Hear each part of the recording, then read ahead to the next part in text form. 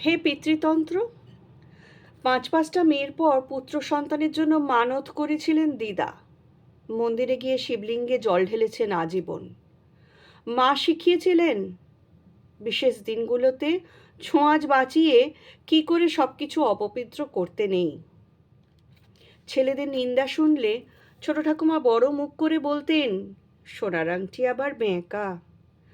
ঝুনু পিসি রোজ স্নান করাতে গিয়ে আদর করতেন ছেলের যৌনাঙ্গে। ২ মেয়ের পর শুক্লা মাসির মন খারাপ কেটেছিল গোপালকে ঘরে এনে। পাশের বাড়ির বাপ্পার চিলচিৎকার শুনতাম যখন মানব কাকু হাসতে হাসতে নামিয়ে দিতেন কোমর থেকে প্যান্ট।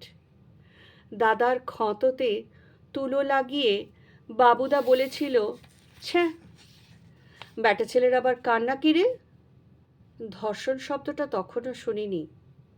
সংবাদপত্র তখনও রঙিন চিত্রনাট্য হয়নি।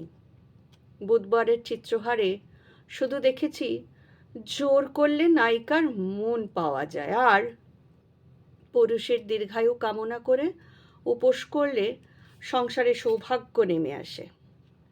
কথাগুলো মনে পড়ছে তখন, যখন ফেসবুক উত্তাল একটি প্রশ্নে মেয়েকে মার্শাল আর্ট শেখাবো না ছেলেকে সহবত। মিডিয়ার নাটকীয় ভঙ্গিতে জানিয়েছে মেয়েটা নিজের স্কুটারেরই তেলেই তার দাহকার্য সাঙ্গ করেছে দুষ্কৃতীরা। কাঠকয়লার মতন পোড়া দেহ শনাক্ত হয়েছে একটি মাত্র চিহ্নে, লকেটে গণেশের মূর্তি। ঈশ্বরও বাঁচাতে পারেননি। টিভিতে উত্তেজিত সঞ্চালক সমীক্ষা দিচ্ছিলেন ঠিক কত মিনিট কত সেকেন্ড ভারতবর্ষে কোনো মেয়ে ধর্ষণের শিকার হয়। ক্ষিপ্ত জনতার রায় দিল যেই এসব যারা করে তাদের পিছনে রড।